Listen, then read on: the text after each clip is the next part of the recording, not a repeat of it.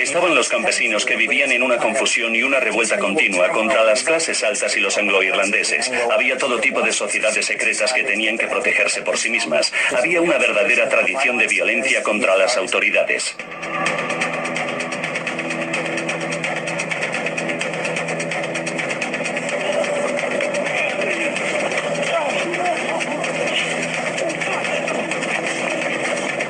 Durante más de 3 siglos se arremetió con látigo y soga contra el opresivo sistema colonial.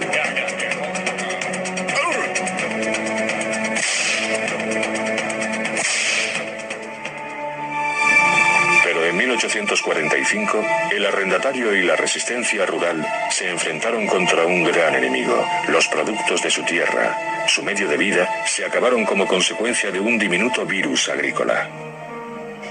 La hambruna irlandesa, la gran hambruna, se ha convertido hoy en un chiste, pero en realidad fue como un gran holocausto europeo, exacerbado por el hecho de que las autoridades británicas que gobernaban Irlanda en aquel momento no hicieron nada para evitarlo.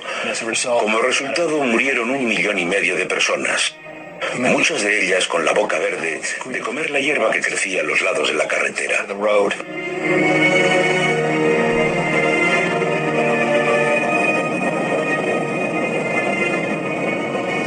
Con su economía y sus cosechas diezmadas, 1,5 millones de personas murieron entre 1845 y 1855. Muchos vieron como única opción emigrar a Estados Unidos, con la esperanza de una vida nueva y mejor. Más de 1 millón de irlandeses viajaron hasta el Bajo Manhattan, en la ciudad de Nueva York. No ha vuelto a haber una inmigración como esa. Colapsó los servicios sociales de la ciudad, las prisiones y los asilos, y creó una nueva ciudad. Tenían que solucionarlo a medida que iban bajando del barco. Muchos de ellos nunca habían estado en un pueblo, por no hablar de una ciudad. Y su principal preocupación era, ¿dónde puedo conseguir algo para comer y dónde viviré? En Boston, los irlandeses se asentaron en el sur. En Nueva York lo hicieron en el Bajo Manhattan, en una zona conocida como Five Points. Las condiciones en Five Points eran lamentables. Había miseria y pobreza, un tipo de pobreza que es inimaginable hoy en día. El principal edificio de viviendas del barrio era una fábrica de cerveza que se había convertido en residencia. El apartamento medio en Five Points alojaba a 6 personas en cada habitación. Había poca luz e interminables horas de oscuridad. Pero en las calles de Five Points, la vida ofrecía una oportunidad. Había artistas del timo y gente que quería hacer negocios, y así es como se formaron las primeras bandas.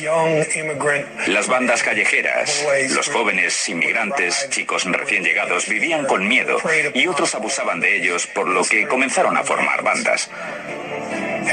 Y se convirtieron en las legendarias bandas de Nueva York.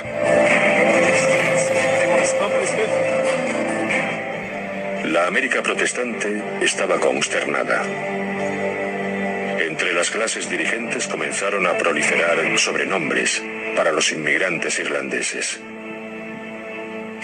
Había viñetas en los periódicos que representaban a los primeros inmigrantes irlandeses. Eran todas bastante desagradables y utilizaban el término Paddy a menudo, ya que muchos de ellos se llamaban Patrick. La reacción irlandesa a los enormes prejuicios e intolerancia con que se encontraron fue el enfado, pero también la venganza. ¿Nos gustamos? ¡Qué pena! Porque vamos a ser la mayoría. Vamos a organizarnos políticamente, vamos a organizarnos en bandas y vamos a apoderarnos de vuestra ciudad.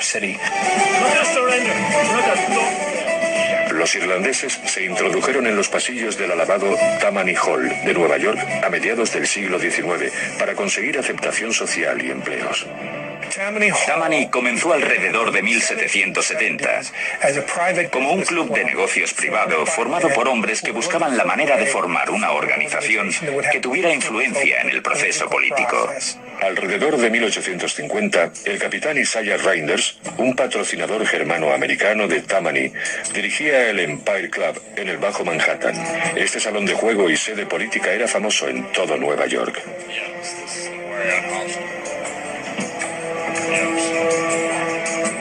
Fue probablemente la primera persona en los Estados Unidos que formuló el nexo entre el elemento criminal, el hombre deportista que es el dandy, y el aparato político.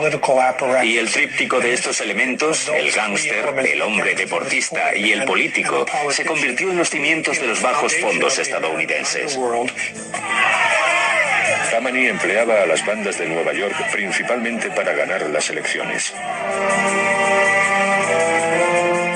Las elecciones eran a menudo asuntos violentos con conflictos entre bandas y en los que las bandas se utilizaban para patrullar por los lugares de votaciones y para intimidar a la gente.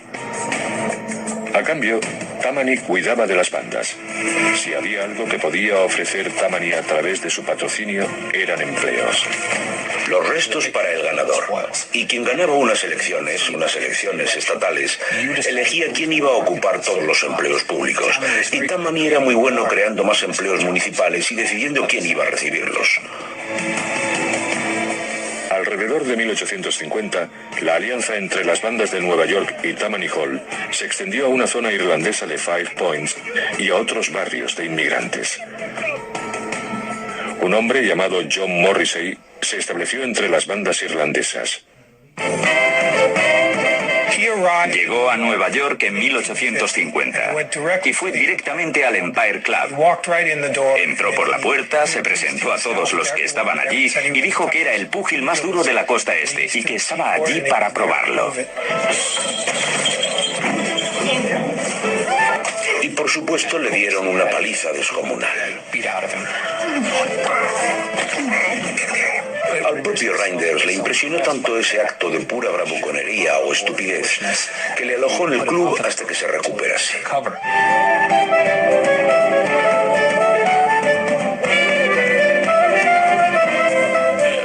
Morrissey trabajó como organizador político para Isaiah Reinders y su creciente éxito como luchador le aseguró popularidad, un buen futuro y un simpático sobrenombre. Le llamaban Humo Viejo, debido a cómo ardieron sus pantalones una noche en la que le empujaron al horno de un bar durante una pelea especialmente brutal.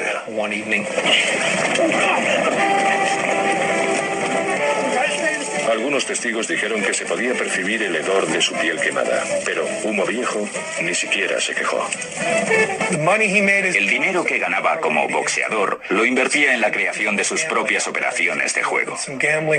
Abrió varios salones de juego en el barrio de Five Points y se hizo muy popular en ese mundo hasta que llegó a convertirse en el verdadero líder de la población de inmigrantes irlandeses que querían ver a uno de los suyos alcanzar la posición en la que se encontraba Isaiah Reinders. En 1857 se produjeron serios disturbios entre los Dead Rabbits, la principal banda irlandesa americana del Bajo Manhattan, y los Bowery Boys, la principal banda de jóvenes nativos americanos. Los disturbios duraron 2 días y murieron 12 personas. La policía llamó al capitán Isaiah Reinders para que intentara poner fin a estos disturbios. Reinders llegó a las calles intentando frenar los disturbios y le lanzaron escombros y le echaron de allí. Esto fue una desgracia para Reinders, pero también fue el punto en el que John Morrissey emergió como líder de los Dead Rabbits y en un sentido más general como el primer jefe de la mafia irlandesa americana. La primera orden de Morrissey como jefe fue expandir su ya amplio imperio de juego. Y en 1863 se alineó con William Marcy Tweed, el gran jefe o cacique de Tammany Hall. Tammany siempre comprendió y aceptó lo que consideraba los vicios normales de los hombres. Beber, jugar e ir a los prostíbulos eran cosas que estaban dispuestos a tolerar dentro de ciertos límites, siempre que recibieran un buen pedazo. Pero Humo Viejo quería algo más que dinero. Se presentó a las elecciones al Congreso en 1868 y ganó. Pero en su otra búsqueda solo encontró desgracia. Morrissey anhelaba ser aceptado por la aristocracia blanca, anglosajona y protestante.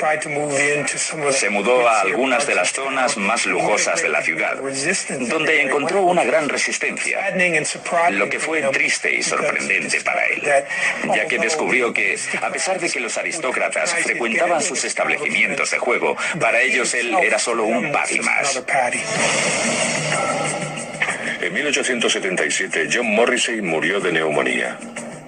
Quizá no todo salió como él esperaba. Pero Humo Viejo había dado los primeros pasos en los prósperos bajos fondos y había demostrado que un irlandés de clase baja podía dominar el mundo. Había ganado la batalla. Estados Unidos se convertiría en un país multiétnico, de inmigrantes, donde los irlandeses serían el grupo de inmigrantes principal durante los siguientes 50 años. Y la forma en que lo consiguieron fue a través de aquella trinidad del gángster, el representante de la ley y el político. Los irlandeses llegaron para dominar la policía, llegaron para dominar la política y llegaron para dominar a las bandas. Pero un ascendiente irlandés en Estados Unidos no daba ninguna garantía. Un grupo percibido como lo más bajo llegó en busca de un nuevo comienzo. En los pantanos de Luisiana, el nuevo y misterioso gángster estadounidense emergía por primera vez.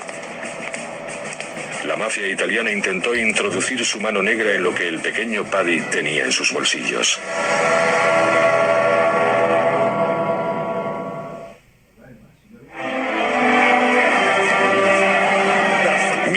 Las bandas irlandesas luchaban por conseguir empleos y aceptación en el siglo XIX, un nuevo enemigo surgió de Sicilia. Las luchas entre los llamados Dagos y Mix comenzaron en la infernal y pantanosa Luisiana y en la ciudad de Nueva Orleans.